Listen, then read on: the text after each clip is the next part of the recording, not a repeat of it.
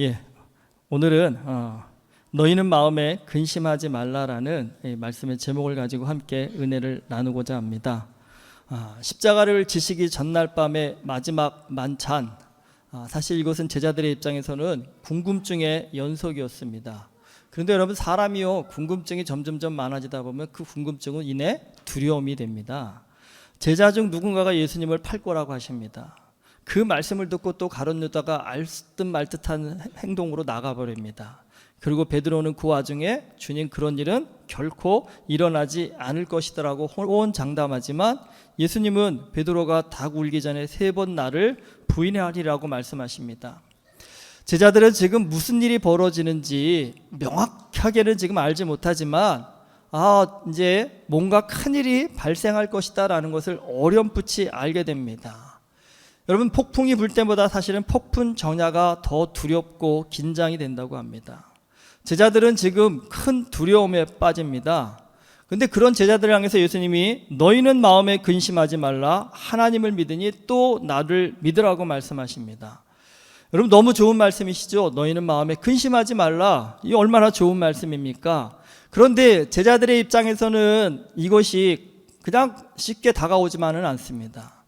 예수님께서 지금 근심거리를 주면서 근심하지 말라고 하시는 것 같기 때문에 어쩌면 제자들의 입장에서는 답답할 수도 있는 상황입니다. 여러분, 이 세상에서 누가 근심하며 사는 걸 좋아하겠습니까? 우리가 왜 근심을 할까요? 어쩔 수 없는 근심거리가 있기 때문에 근심을 합니다. 여러분, 근심을 안 하는 제일 좋은 방법 뭐겠습니까? 근심거리가 없는 겁니다. 근심거리를 안 만드는 겁니다. 근데 여러분, 지금 이 제자들이 근심하는 이유는 무엇입니까? 예수님 때문입니다. 뭔가 큰일이 벌어질 것이라는 알 수 없는 말씀을 예수님이 계속 하시기 때문에 제자들이 지금 근심할 수밖에 없는 겁니다. 차라리 예수님께서 속 시원하게 앞으로 이제 무슨 일이 벌어질 텐데 너희는 이렇게 대비만 하면 괜찮아, 걱정하지 마 라고 자세하게 설명해 주신다면 제자들도 근심할 이유가 없습니다. 여러분, 근심은요, 해결책이 보이지 않을 때 오는 겁니다. 해결책이 보이면 우리는 근심하지 않습니다. 그런데 예수님께서 오늘 제자들과 대화하시면서 해결책을 말씀하지 않으신 건 또 아닙니다. 근심하지 말라면서 예수님은요, 하나님을 믿으니 또 나를 믿으라고 하십니다. 믿음이 해결책임을 예수님이 분명하게 강조하셨습니다. 그런데 이게 제자들에게요, 큰 위로가 되지 못했습니다. 예수님은 이제 아버지 집에 제자들이 거할 처소를 마련하기 위해 가신다고 합니다. 그곳에는 좋은 거처가 너무 많다고 하십니다. 그리고 그 거처가 예비되면 예수님께서 제자들을 영접하여 데려가시겠다고 합니다. 그러면서 확정적으로 내가 어디로 가는지 그 길을 너희가 아느니라고 하십니다. 여러분, 궁금한 것이 있어도 다른 사람 눈치가 보여서 질문을 잘 못하는 분이 있는가 하면, 궁금한 것이 있으면요, 누구 눈치 안 보고 바로 그 자리에서 물어봐야 직성이 풀리는 분이 있습니다. 예수님의 제자 가운데요, 도마가 그런 사람이었습니다. 도마는요, 내가 어디로 가는지 그 길을 너희가 아느니라는 예수님의 말씀에 당황해서 이렇게 물어봅니다. 주여, 주께서 어디로 가시는지 우리가 알지 못하거늘 그 길을 어찌 알겠사옵나이까. 여러분, 사실 다른 제자들은 알았기 때문에 가만히 있었을까요? 아니요, 도마하고 똑같은 마음이었을 겁니다. 그런데 괜히 질문했다가요, 너는 그것도 모르느냐라는 핀잔을 들을까봐 사실 눈치만 보고 있는 그런 상황이었습니다. 근데 도마의 질문을 받고 예수님이 뭐라고 하십니까? 내가 곧 길이요 진리요 생명이니 나로 말미암지 않고는 아버지께로 올 자가 없느니라고 대답해 주십니다. 그리고는요, 너희가 나를 알았더라면 내 아버지도 알았으리로다. 이제부터는 너희가 그를 알았고 또 보았느니라고 덧붙이십니다. 사실 예수님과 대화를 나누다 보면 이게 속이 시원해지는 게 아니라요, 점점점 이게 도대체 뭔 말씀을 하시는 거야 라고 하여튼 이 속이 답답해질 때가 더 많습니다.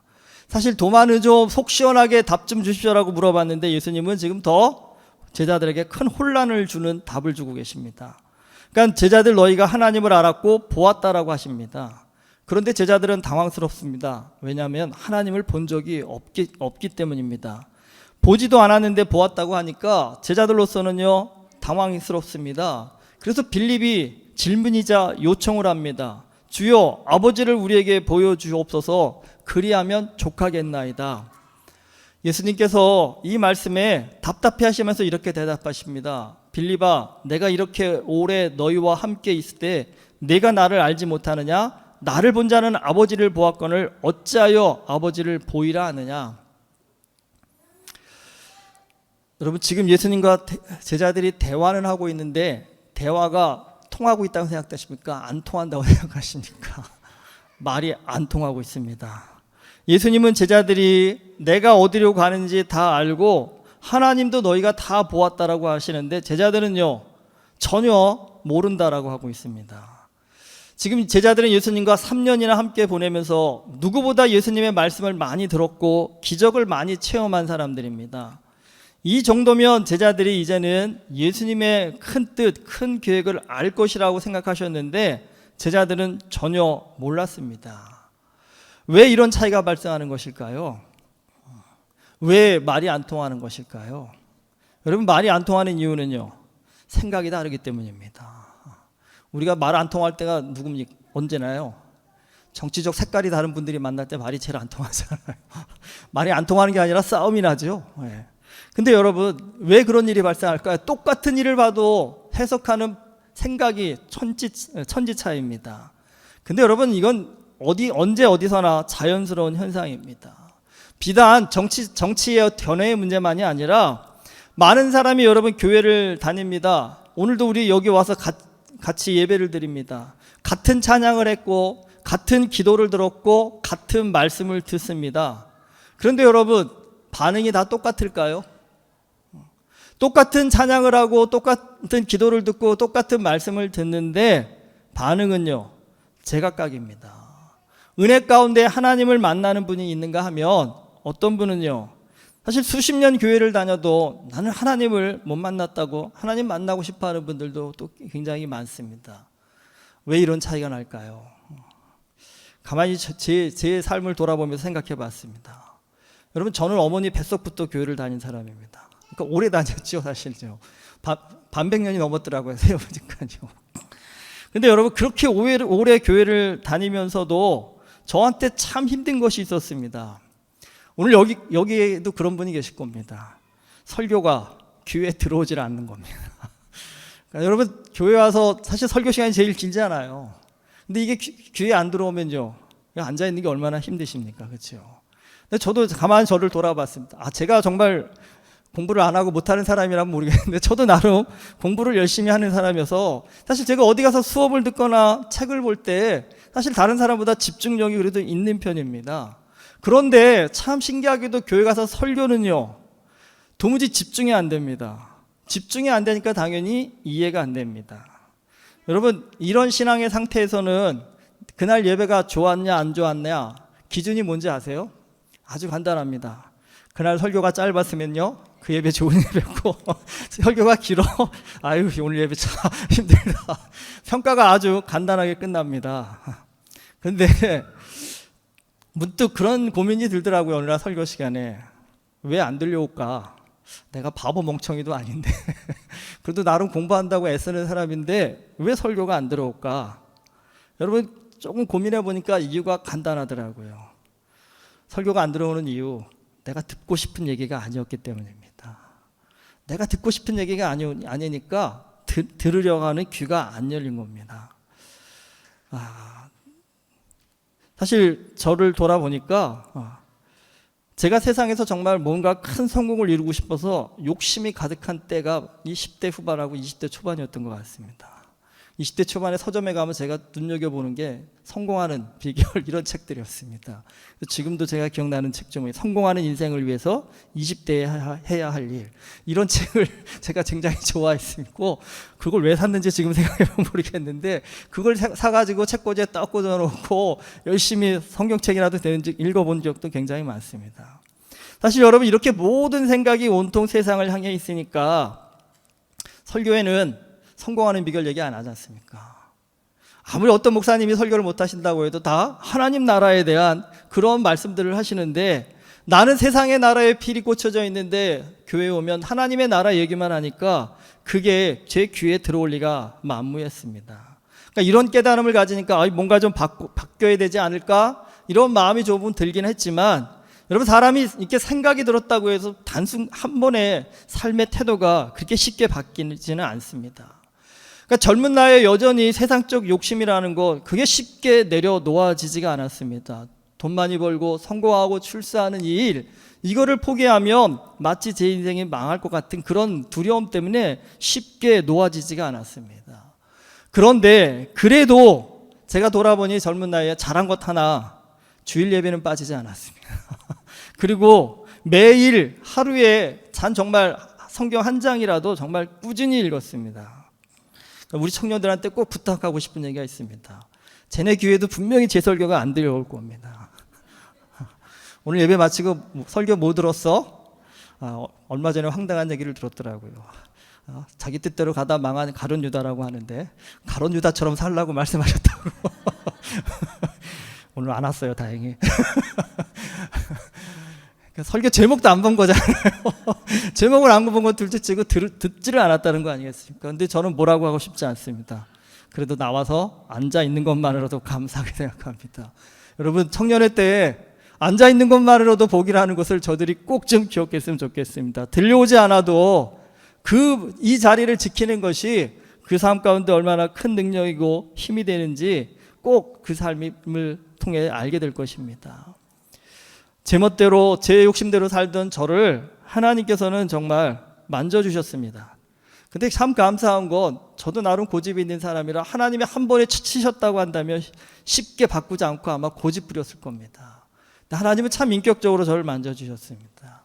그러니까 누군가는 한순간에 삶이 변화되었다고 하는데, 저 같은 경우는 정말 천천히 생각이 바뀌고 가치가 바뀌기 시작했습니다. 근데 여러분, 하나님 안에서 생각이 바뀌고 가치가 바뀌니까 젊어서는 정말 제 삶의 전부가 세상이었습니다.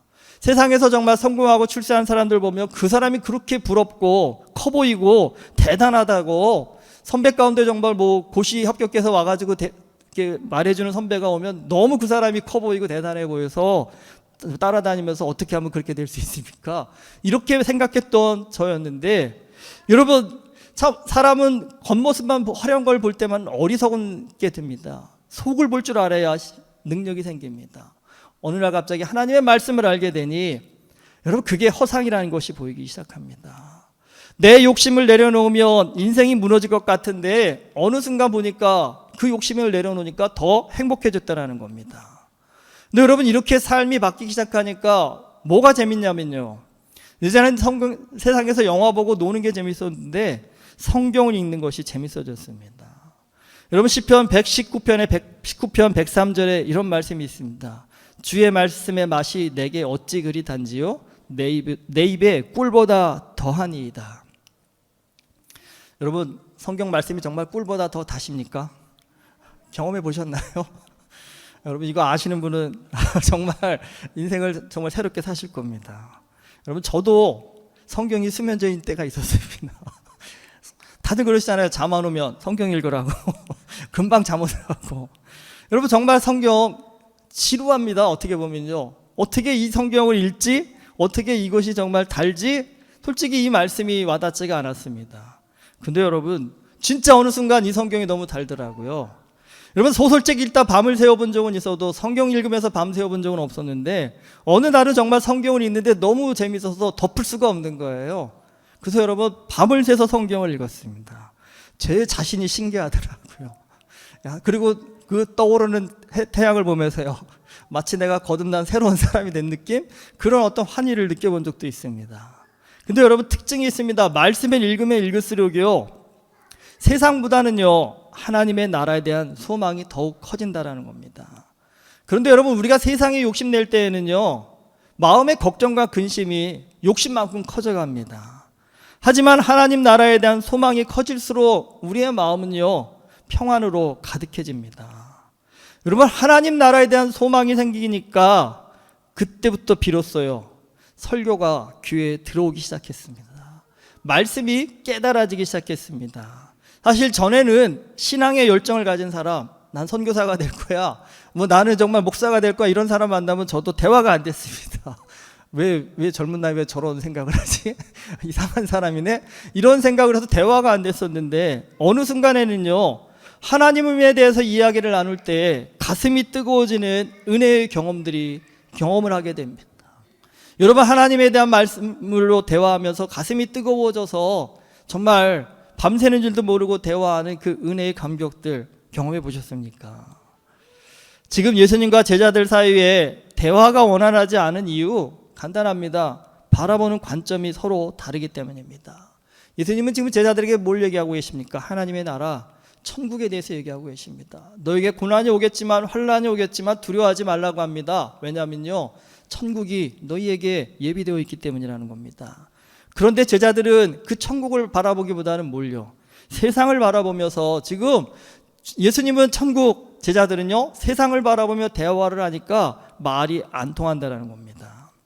예수님은 제자들에게 세상을 이길 수 있는 영적인 권세와 힘을 주시고 싶으셨습니다. 그래서 뭘 약속하십니까? 또 다른 보혜사 성령을 보내주신다고 합니다.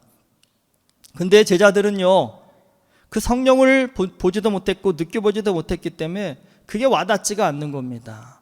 지금 제자들은 이 두려운 상황 가운데서 보이지 않는 성령보다는 누가요? 힘센 장수가 나타나서 자신들을 보호해주고 돌봐주기를 더 생각하고 있었다는 겁니다. 여러분, 우리도 가만히 우리의 삶을 한번 살펴보십시오. 눈에 보여지는 것만 보는 사람과 보이지 않는 것을 볼 수 있는 사람, 누가 더 능력 있는 사람일까요? 누가 더 행복한 사람일까요? 여러분, 얼굴만 보고 사는 사람, 돈만 보는 사람이 세상에는 많습니다. 그런데 그렇게 보여지는 것에만 초점을 맞추는 사람은 온갖 금신과 걱정에 매여 삽니다. 거울보다 얼굴에 기미 하나만 늘어나도요, 머리카락이 자꾸 조금만 더 많이 빠져도요, 통장의 잔고가 조금만 줄어도 어떻습니까? 전전긍긍을 합니다. 하지만 여러분, 마음을 보는 사람, 가치를 보는 사람, 그런 사람은 기미가 좀 생겨도요, 머리카락 좀 빠져도요, 통장의 잔고가 좀 줄어도요, 이런 것에 구애받지 않습니다. 자유로워집니다. 우리의 영혼이 행복해지는 일에 이런 것들이 별 의미가 없기 때문입니다. 오늘 말씀에 근심이라는 단어가 나오는데, 이 근심이라는 단어의 원어적 의미는요, 동요하다, 흔들린다라는 뜻입니다. 마음이 뭔가에 자꾸 흔들리는 상태가 바로 근심이라는 겁니다. 한번 여러분 자신을 한번 생각해 보십시오. 나의 마음을 흔드는 주된 요인은 어떤 것이 있으십니까? 그리고 나는 어떤 때에 어떤 것 때문에 마음이 잘 흔들리시나요? 여러분, 한번 생각해 보시면 흔들린다라는 건 이유가 뭘까요? 기초가 단단하지 못하다라는 뜻입니다. 우리가 마음의 기초를 어디에 두느냐에 따라서 근심 가득한 삶을 살지, 근심으로부터 자유로운 삶을 살지가 사실 결정된다는 겁니다. 그런데 예수님께서 마음에 근심하지 않는 비결로 제시하신 것이 믿음입니다. 하나님을 믿으니 또 나를 믿으라고 하십니다. 근데 여러분, 믿음은 눈에 보이는 것입니까? 보이지 않는 것입니까? 보이지 않는 것입니다. 그러니까 보이지 않는 것을 볼 수 있는 능력을 가져야 근심으로부터 자유로울 수 있다는 겁니다. 근데 가롯이 아닌 유다가 가만히 듣다 보니 이것도 이해가 안 됩니다. 그러면서 뭐라고 질문합니까? 주여, 어찌하여 자기를 우리에게는 나타내시고 세상에는 아니하려 하시나이라고 질문합니다. 예수님은 이 질문에요, 사람이 나를 사랑하면 내 말을 지키리니 내 아버지께서 그를 사랑하실 것이요 우리가 그에게 가서 거처를 그와 함께하리라고 대답하십니다. 예수님이 자신을 세상에 나타내시지 않은 것이 아닙니다. 사실 예수님은 어떤 상황에서도 흔들리지 않는 하나님 나라의 고귀한 가치를 지난 3년 동안 무수히 말씀하시고 또 보여주셨습니다. 그런데 그것들은 다 어떤 겁니까? 보이지 않는 것들이었다는 겁니다. 그렇기 때문에 눈에 보이는 것에만 초점을 맞추고 사는 사람들의 눈에는 예수님이 아무것도 해준 게 없는 것처럼 보였다는 겁니다. 정말 예수님이 얘기하시는 눈에 보이지 않는 그 가치를 아는 사람이 아주 적었다라는 겁니다. 제자들조차도 예수님을 통해서 하나님 나라에 대한 소망을 키우기보다는요, 예수님을 통해서 이 땅에서 어떻게 하면 더 잘 먹고 잘 살까만을 생각했다라는 겁니다. 그러다 보니까 지금 예수님과의 대화가 그들에게는요 너무나 어렵게 느껴진 겁니다.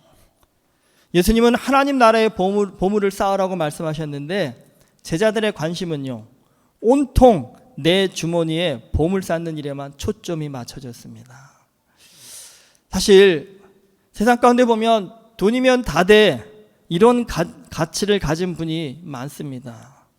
사실 이런 분들이 자유하고 행복해지려면 그 돈에 대한 욕심을 내려놓아야 하는데 여러분 이게 참 어렵습니다. 참 어렵습니다. 정말 누군가는 이게 다 죽었다 깨어나도 안 됩니다 할 정도로 어렵습니다. 여러분 가만히 생각해 보십시오. 우리가 근심하며 사는 이유는요 근심거리가 많기 때문이 아닙니다. 이유는 믿음이 없기 때문입니다. 사실 믿음을 갖게 되면요 쓸데없는 욕심을 내려놓기 때문에 자유해집니다. 그리고 내 힘으로 다 하려고 하지 않습니다. 내 힘으로 안 되는 것들은 하나님께 맡기고 하나님께 도우심을 구하기 때문에 사실 근심을 내가 짊어지고 사는 것이 아니라 하나님께 맡길 수 있는 힘이 생긴다는 겁니다. 인생의 진정한 힘이 어디에서 나오느냐? 여러분 인생의 진정한 힘은요 보이는 데서 나오는 것이 아니라 보이지 않는 것에서 나오는 것입니다. 여러분 외적으로 아무리 화려하고 멋지게 집안을 다 갖춰놓고 살아도 그런 부부가 잘 사는 부부가 아니라 서로를 깊이 신뢰하는 부부가 정말 잘 사는 부부입니다. 우리가 보이는 것에 집중하는 한 우리는요 근심으로부터 벗어날 수 없습니다. 보이지 않는 하나님의 나라, 보이지 않는 성령의 능력, 이것을 볼 수 있는 힘을 가질 때 우리는 근심으로부터 벗어날 수 있게 됩니다. 제자들이요 예수님의 말씀을 이해하지 못한 것은 보이는 것에만 집착했기 때문입니다. 그런 제자들에게 예수님께서는 보이지 않는 것을 바라볼 수 있는 영적인 능력인 성령을 약속하셨습니다. 제가 이렇게 아무리 설교를 해도 여러분 지금 정말 하나님 예수님이 딱 나타나셔서 이쪽에는 1밀리언 이쪽에는 성령 선택해 너의 근심을 해결해 줄 수 있는 한 가지 옵션을 선택하라고 한다면 여러분 이 1밀리언을 선택하시겠습니까? 아니면 성령을 선택하시겠습니까? 망설여지시겠죠? 욕심 같으면 그러죠. 하나님 둘 다 주시면 안 되겠습니까? 여러분 하나님 둘 다 주십니다. 근데 순서가 문제입니다. 순서가요. 이 돈을 먼저 찾으시는 분은 성령을 받을 수 없습니다. 하지만 성령을 받으신 분에게는요 돈도 받으실 수 있습니다. 그게 하나님의 방식이고 하나님의 순서입니다. 여러분 인생을 살아가실 때 무엇이 먼저인지 무엇이 우선적인 것인지를 한번 좀 많이 고민하셔야 됩니다. 근심은 바꿔놓고 생각하면 우리의 삶의 우선순위가 틀렸기 때문입니다. 보이는 것에 집중하고 보이지 않는 것을 소홀히 했기 때문에 근심이 생기는 것입니다. 우리는 보이지 않는 것을 볼 수 있는 성령의 능력을 사모할 때 비로소 근심으로부터 자유한 인생을 살 수 있습니다. 오늘 온유 목장께서 특별히 귀한 영상을 만들어 주셔서 너무 감사하네요. 좀 카톡에 한번 올려주시면 좋을 것 같아요. 우리 청년들도 몇 번은 좀 봐야 될 것 같아요. 왜 나이 드신 저분들이 저런 말씀을 하셨을까? 우리의 삶 가운데 정말 진정한 삶의 깊은 힘, 능력, 은혜는 어디로부터 나오는 것인가? 우리 청년 때 한 번쯤은 좀 깊이 고민해 볼 수 있었으면 너무 좋겠습니다. 여러분 정말 저 20대의 나이에 우리 온유 목장의 어른들이 깨닫고 있는 이 마음에 정말 10분의 1이라도 깨닫게 된다 한다면요 저들의 삶은 정말 분명히 엄청나게 다른 믿음의 삶, 능력의 삶이 될 줄 믿습니다. 여러분 오늘 온유 목장의 귀한 헌신 예배를 통해서 오늘 우리 모두가 근심으로부터 자유할 수 있는 참된 힘이 어디에서 나오는지를 다시 한번 좀 되새겨 보시고요. 정말 이 말씀이 그냥 성경의 좋은 말씀이냐구나 해서 끝나는 것이 아니라 너희는 마음에 근심하지 말라라는 이 말씀이 내 심령의 울림이 되시고 내 심령의 힘이 되셔서 어떤 근심거리가 몰려와도 그 근심거리로부터 자유롭게 살 수 있는, 그래서 정말 하나님의 신령한 성령의 능력을 힘입어 살 수 있는 우리 모두가 될 수 있기를 주님의 이름으로 축원합니다. 기도하시겠습니다. 세상이 힘들어서 사는 게 힘들어서 우리가 어려운 줄 알았습니다. 근심 걱정거리가 많아서 힘든 줄 알았습니다. 그러나 근심 걱정 많은 이유가 믿음이 없어서임을 예수님께서 오늘 말씀해 주셨습니다. 하나님, 오늘 예배 가운데 나온 우리 모두에게 믿음을 더하여 주시옵소서. 세상에 그 어떤 근심 걱정거리가 다가온다 할지라도 믿음으로 그 모든 것들을 주 앞에 내려놓고 주께서 주시는 참된 평안, 참된 기쁨, 참된 은혜를 누리며 살아갈 수 있는 권세 있는 하나님의 자녀 되어줄 수 있도록 우리에게 성령의 능력 더하여 주시옵소서. 예수 그리스도 이름으로 기도드립니다. 아멘.